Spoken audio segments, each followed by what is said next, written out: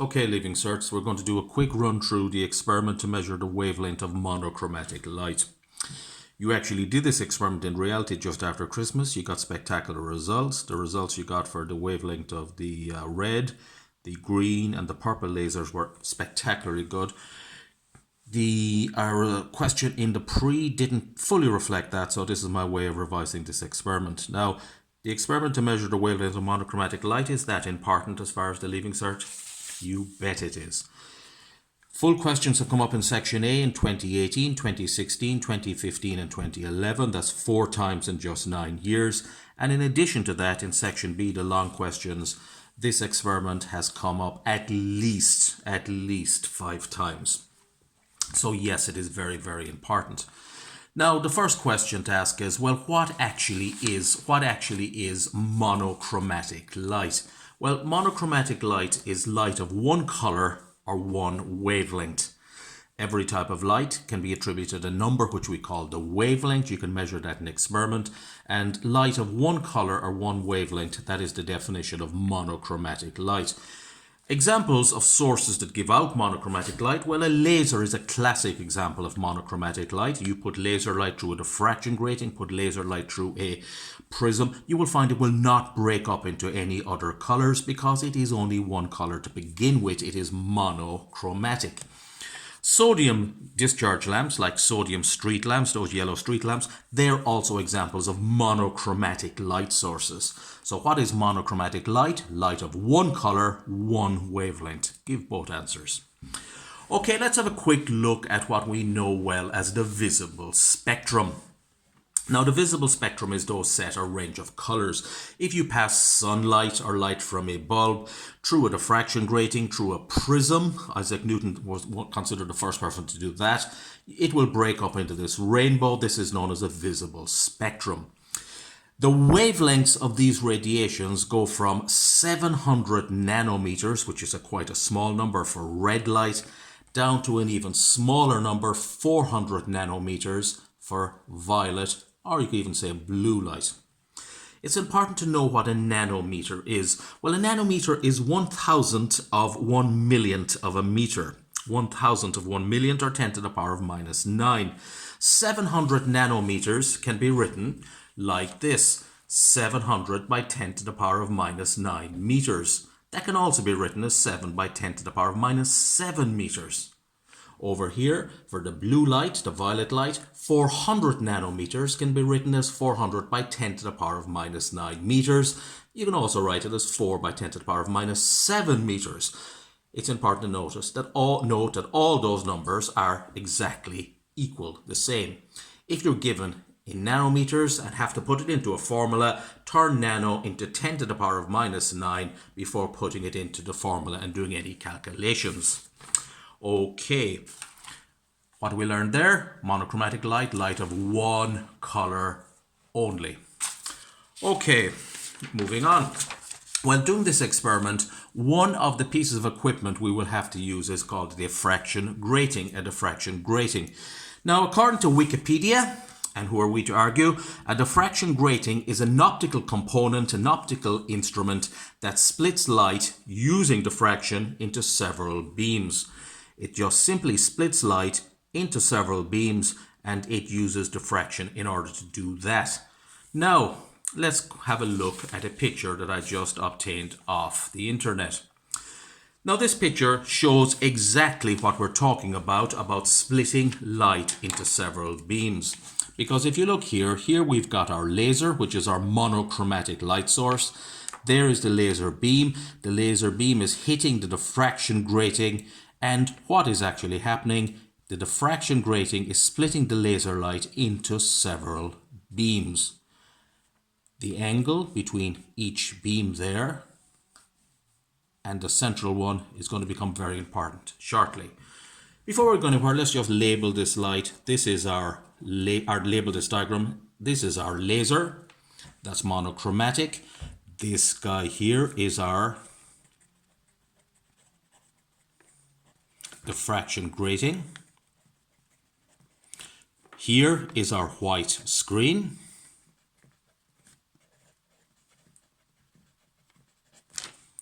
And Here we have the different beams that the diffraction grating has split the monochromatic light into.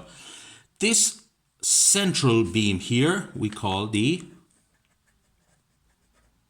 central image, sometimes known as n equals 0. This beam here that hits the screen, this is the first image on the right. We're going to call that n equals 1. There is no second image on the right. There often is. This over here is the first image on the left. We call that n equals 1 as well. Now, what is very, very important is the angle between the first image and the central beam. We can just create a little space there, and that angle there we're going to call theta. And when we look at the experiment, actually trying to calculate this angle theta is going to be exceptionally important. Okay, so what does a diffraction grating do? It splits monochromatic light of one color, one wavelength, into different beams. On each side, the first beam is called n equals 1. The second beam, not in this diagram, the second beam is called n equals 2, and so on. The angle between n equals 1 and the central image is known as theta, and that is the angle we will need to calculate when we do the experiment, when we talk about the experiment. Now, different diffraction gratings are different, so you need to know a little bit about them. Here are two diffraction gratings, and what you will have to know about them is the diffraction grating and how to calculate the diffraction grating constant. The diffraction grating constant is actually the distance between the different lines that cause the diffraction in the diffraction grating. So we're just going to do this for two diffraction gratings. If you're given this diffraction grating, you will note that this diffraction grating here says it's got 500 lines per millimeter.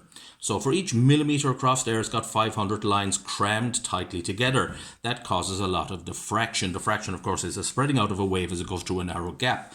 So how do we get the diffraction grating constant for this diffraction grating? Well, if we're told there's 500 lines in 1 millimeter, that means that there would be 500,000 lines in a meter, because there is 1,000 millimeters in a meter.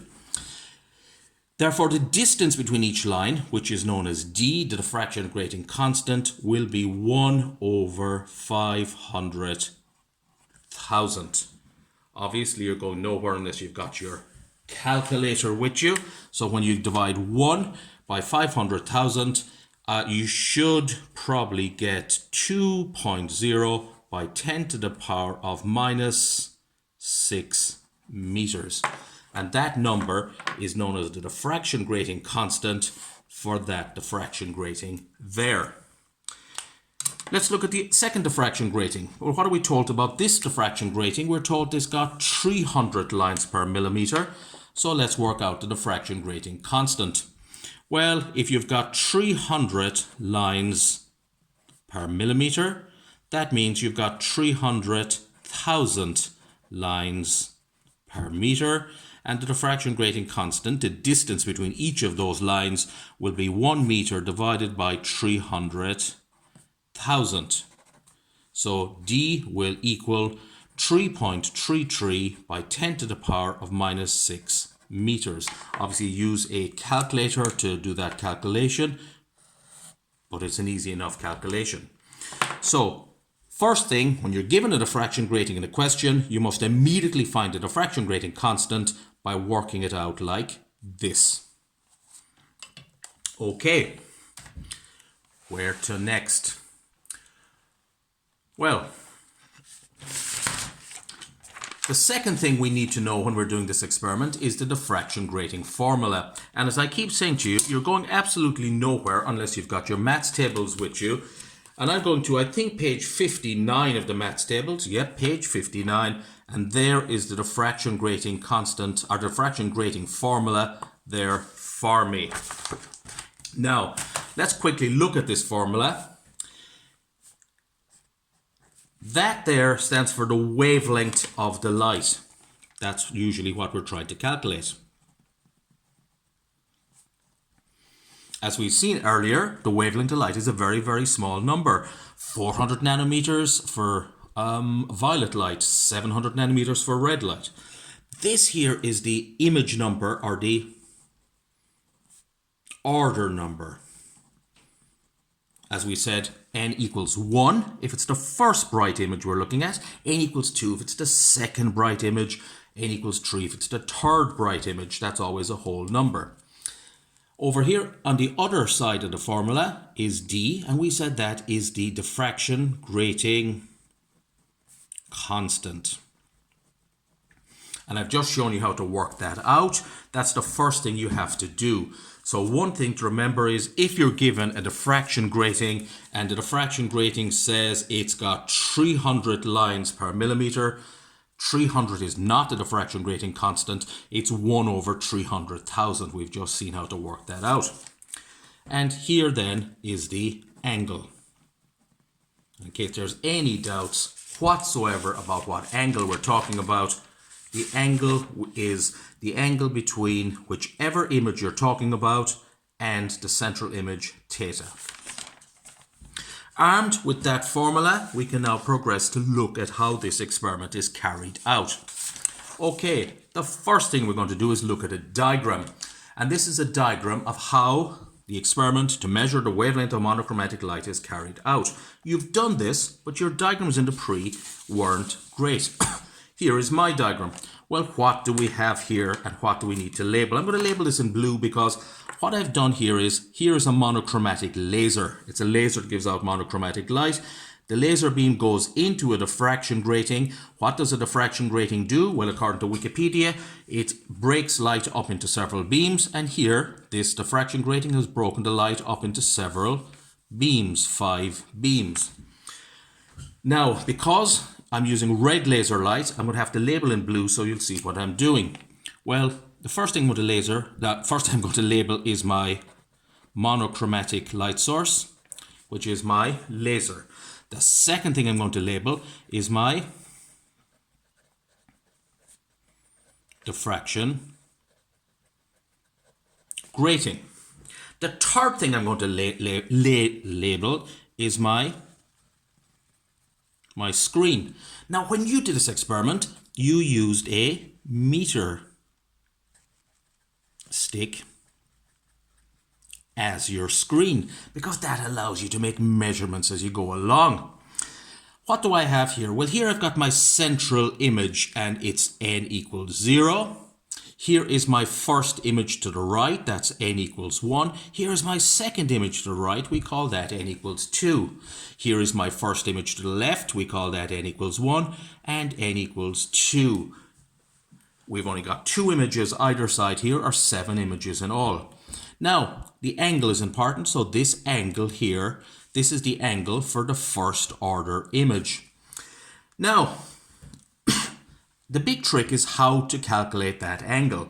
Well, if you're going to calculate that angle, the easiest thing to do is recognize that this shape here is a right angle triangle and we can use trigonometry.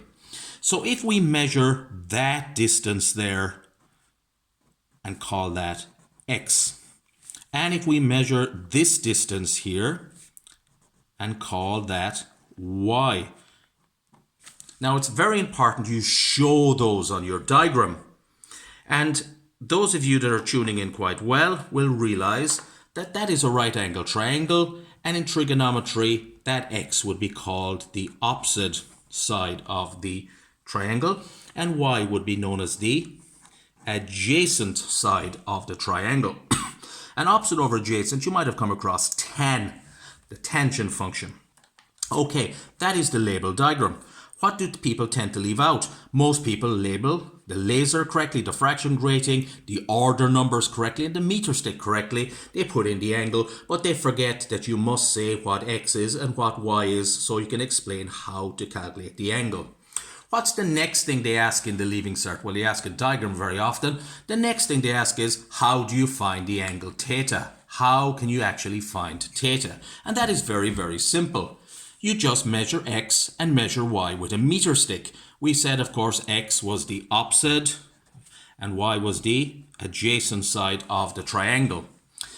What you do then? How do you calculate the angle? Well, you just use tan equals x over y. Tan is opposite over adjacent, and that gives you the angle.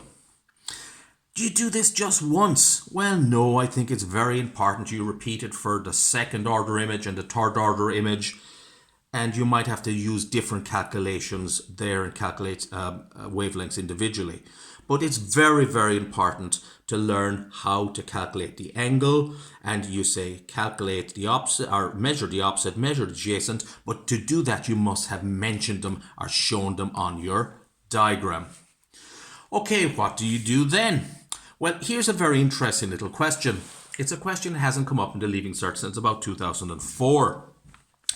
It's if you measure that angle, and let's say that angle is 20 degrees, well, theoretically, that angle over there and that angle there should both be the same. They should be both, what did I say, 20 degrees? If they're 20 degrees, they should be both 20.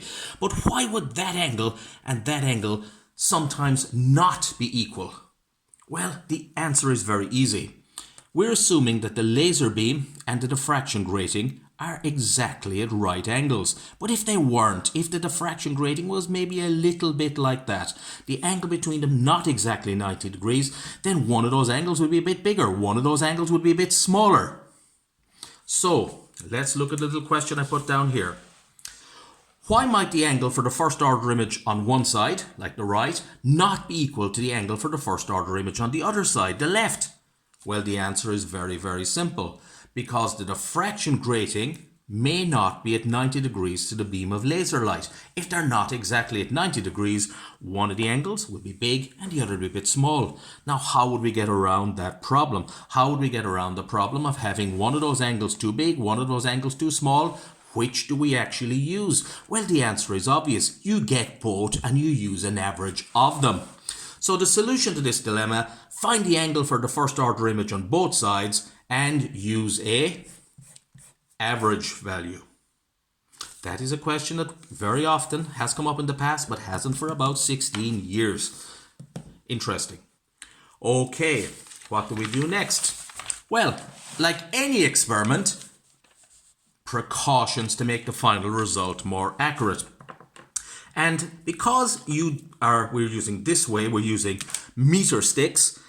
Metersticks have certain precautions in them that lend themselves very well to exam situations.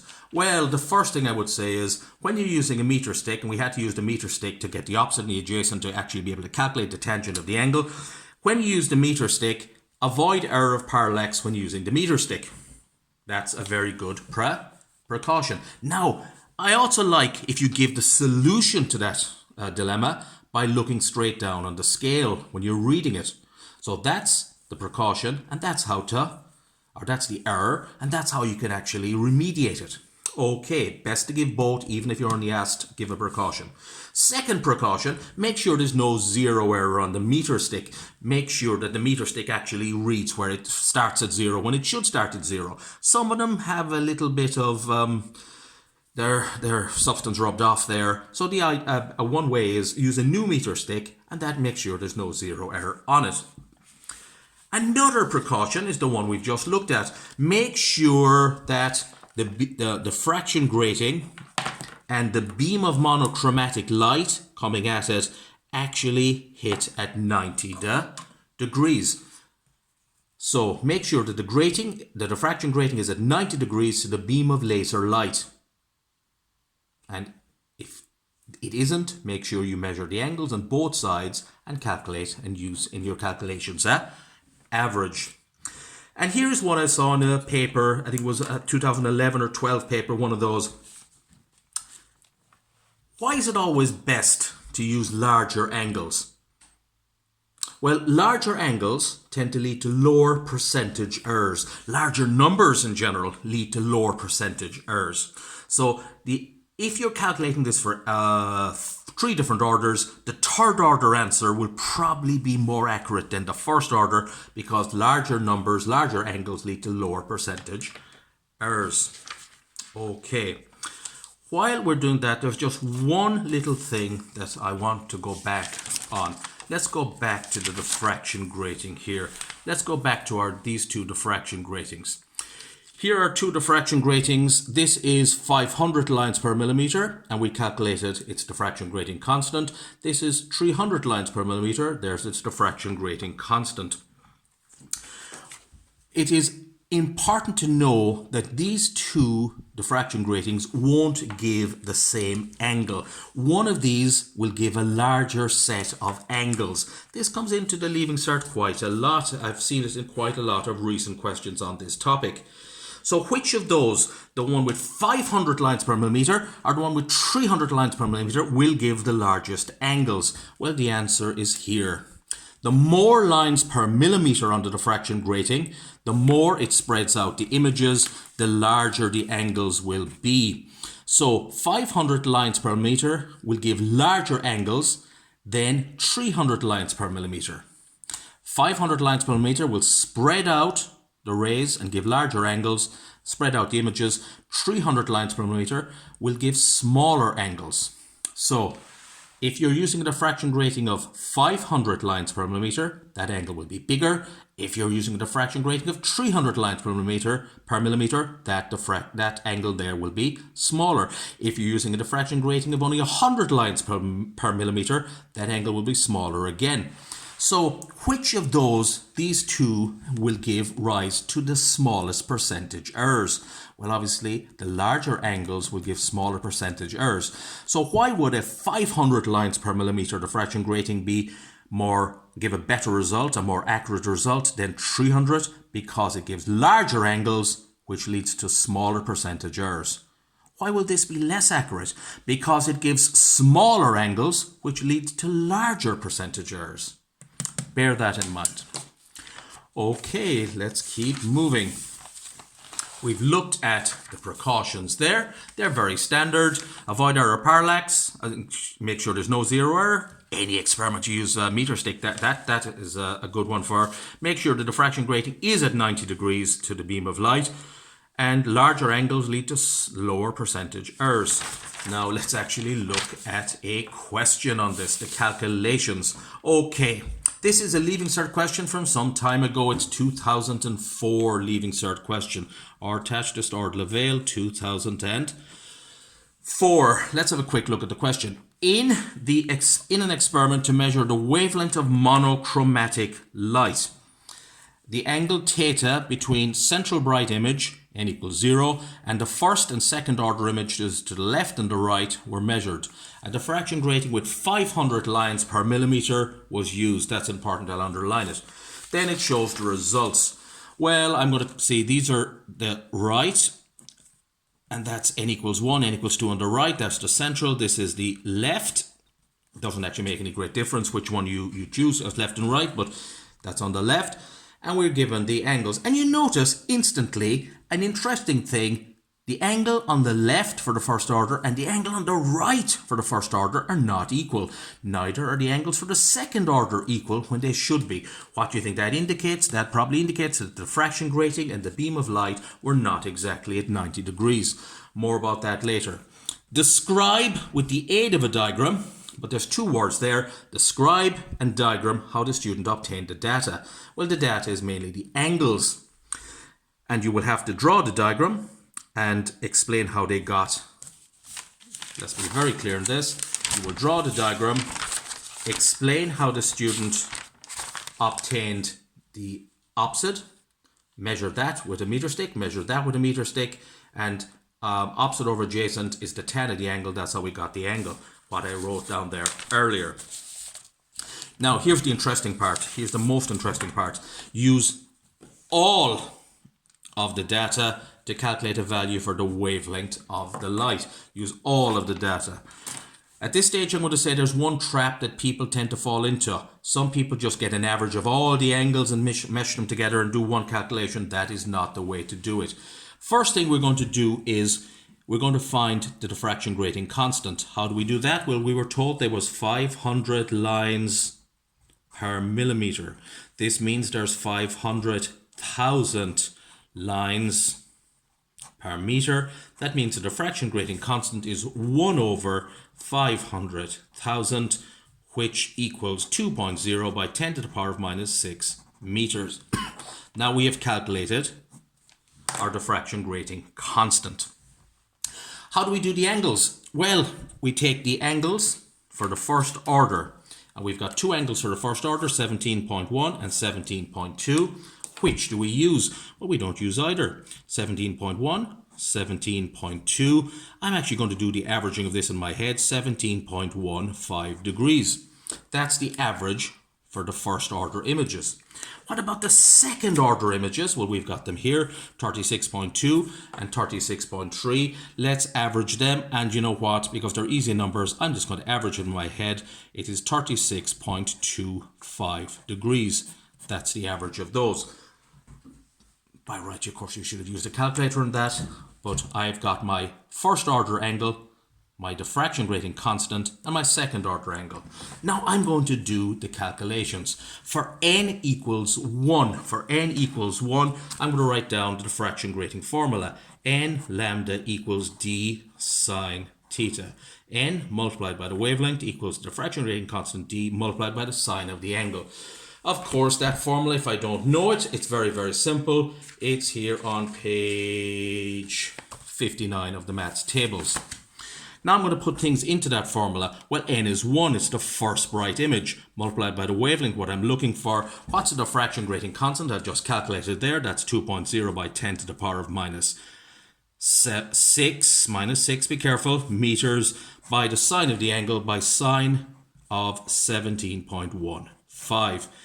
1 by wavelength is wavelength. Now I get my trusty calculator, and I will say 2 to the power of minus 6 multiplied by the sine of 17.15 equals, and that gives me an answer of 5.897 by 10 to the power of minus 7 meters.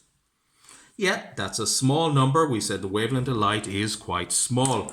Now I'm going to do the same for n equals 2. Again, write down my formula. N lambda equals d sine theta. This time n is 2. Wavelength is what we're looking for. Same diffraction grating constant, 2.0 by 10 to the power of minus 6 meters.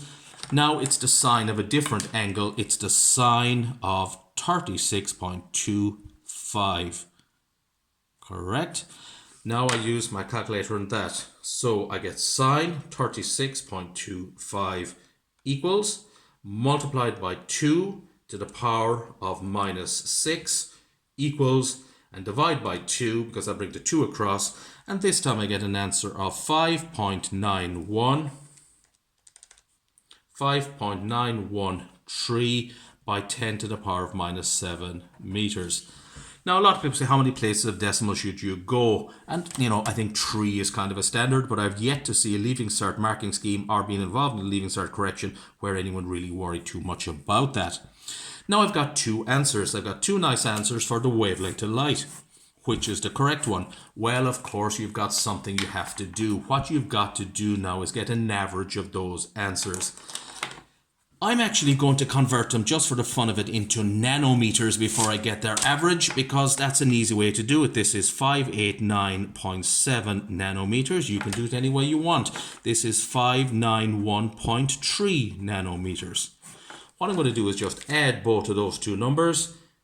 589.7 plus 591.3 equals, divided by 2, and wavelength average equals 590.5 nanometers. If you just put those numbers, 5.897 by 10 to minus 7, 5.913, you would probably have got an answer of 5.905 by 10 to the minus 7 meters, which is exactly the same. Only it's a lot neater to put things in nanometers. That's the way most scientists think about wavelength.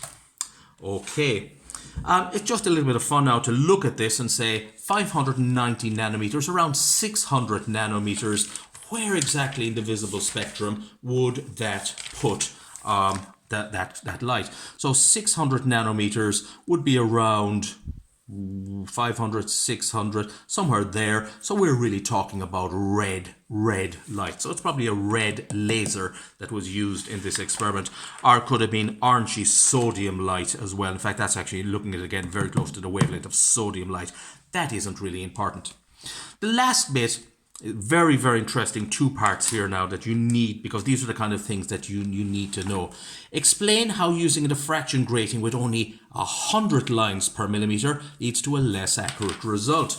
Well, remember what we said about back here about the diffraction gratings. What we say about the diffraction gratings: the more lines per millimeter, the larger the angles; the less lines per millimeter, the smaller the angles; and the larger the angles, the lower your percentage error. So if we used a diffraction grating of 100 lines per millimeter instead of the 500 lines per millimeter, what would that do? Well, I think I had better write it here. It would give you 100 lines per millimeter would give you smaller angles, and that means larger percentage errors. 2 parts, 7 marks, 4 and 3, smaller angles, larger percentage errors. Of course, on the other side, if we actually used a diffraction grating with 1,000 lines per millimeter, they would give larger angles and smaller percentage errors, but it didn't say that. The last part, and 6 marks, quite important. The values for the angles on the left of the central image are smaller than the angles on the right. Suggest a possible reason for this. Don't say somebody read the angles wrong or something like that. The answer is very simple. There's the diffraction grating, there's the laser beam. They're not at exactly 90 degrees to each other. So I can't write it, there's no space, but the diffraction grating and the laser beam are not at 90 degrees to each other. The laser beam is not hitting the diffraction grating at 90 degrees. Okay, another way of saying that, the diffraction grating and the laser light are not normal to each other, are not perpendicular to each other. Okay, what happens now? I hope this video was some use to some of you. I know at least 3 of you are watching these things. I know that a large number of people from other schools seem to be watching this, and I know some people aren't watching them at all, but that's your choice. What do we do next? Well, what we're going to do next is I'm going to ask you to do one of these questions.